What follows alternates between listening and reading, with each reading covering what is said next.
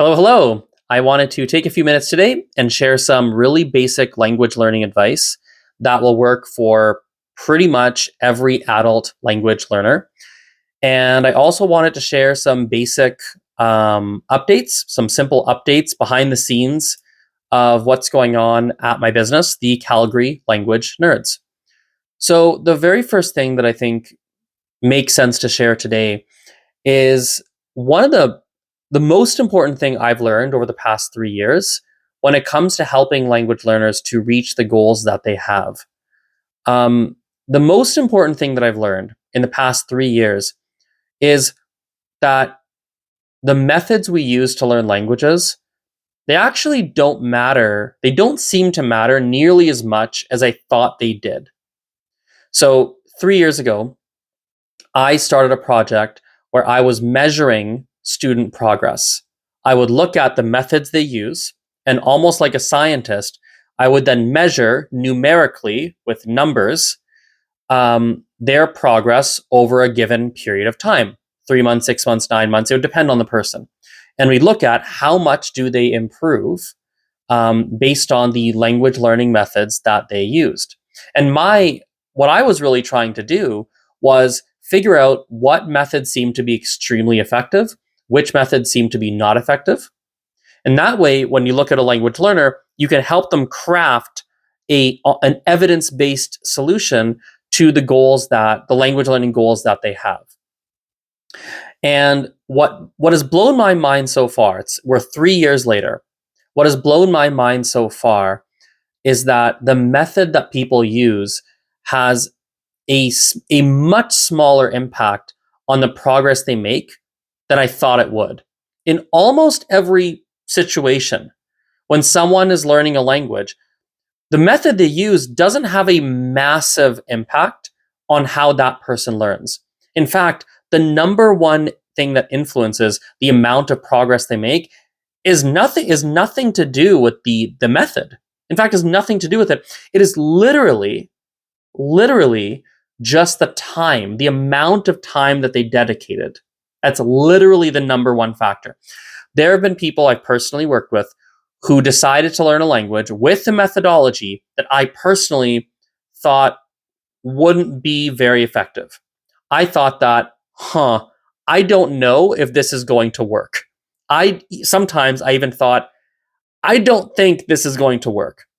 But often students wanted to do that approach anyway. They wanted to try it anyway.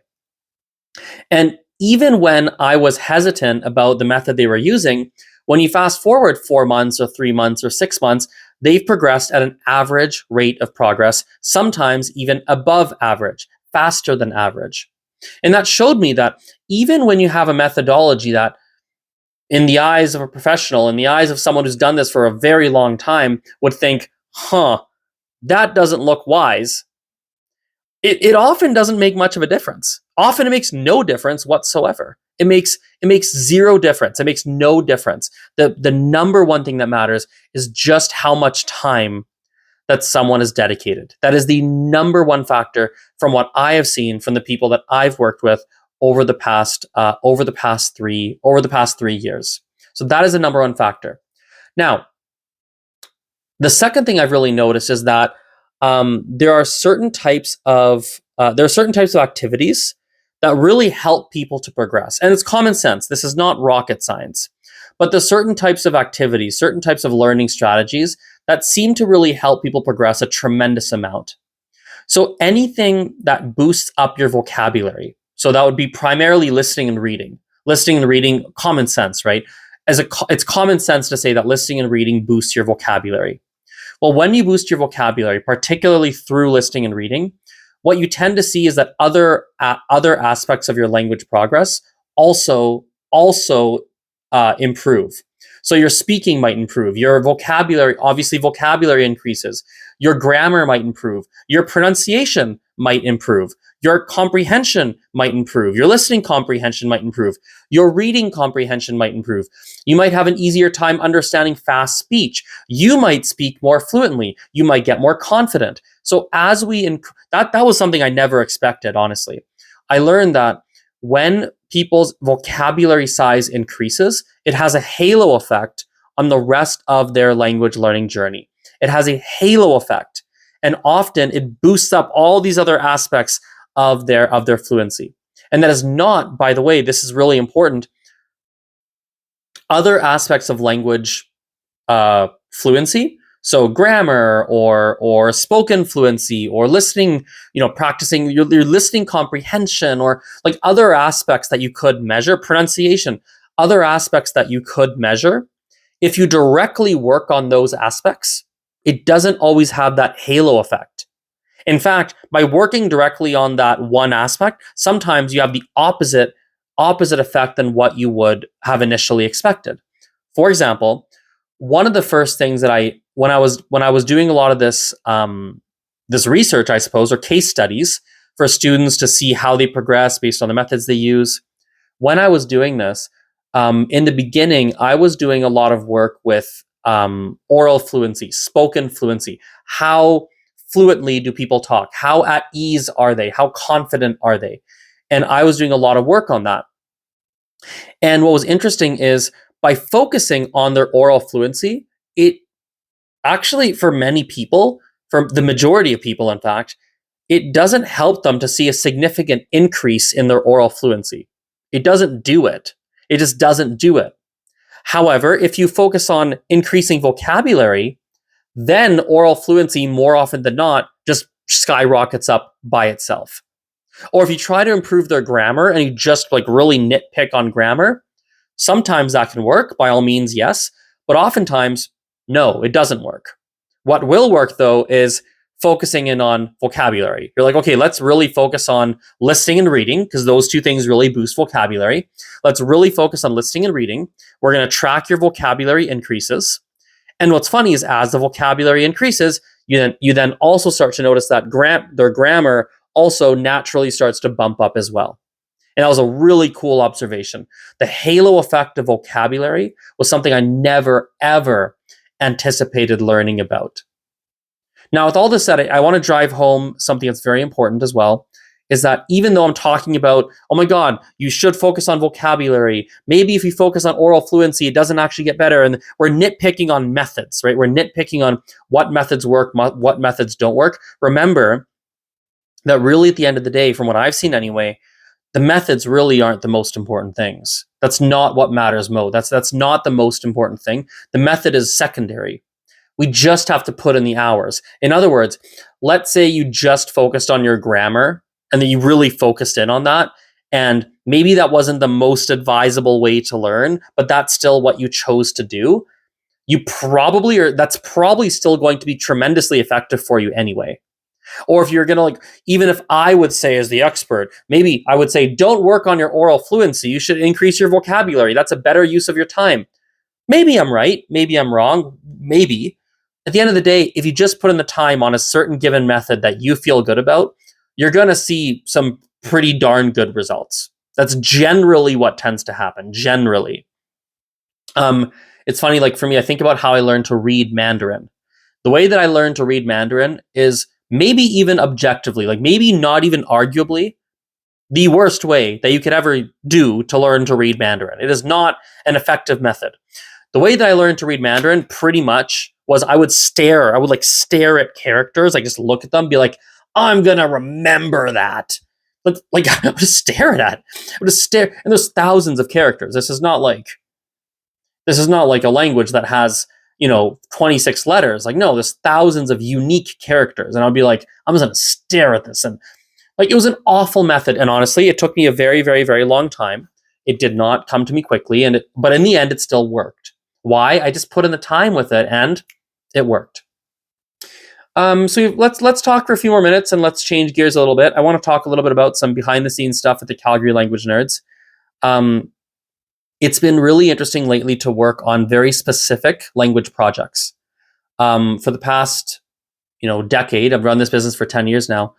It has been very interesting that for 10 years, really the big focus for me, at least in terms of content, any online stuff that I did, the big focus really was almost documenting what I was doing, talking about the process of running this business and language ideas I had and giving advice. It was very much just talking about what's going on, right? What am I seeing? What am I not seeing? What am I seeing that works? What am I seeing that not works? What am I feeling about the business? Like, it's just documenting. Um, and this year, 2026, I probably, arguably, I make, I don't know if it's more content, but I feel like I spend more time on my content. I feel like I spend more time on it, but it's not on like my YouTube, or it's not on like my Instagram or my Facebook. Like, I don't actually post very much, all that much on those platforms anymore. Not really. Um, the content is more focused to very specific language projects. Gujarati language, Gujarati language resources. I make resources for Gujarati learners. Like, that is a thing I do.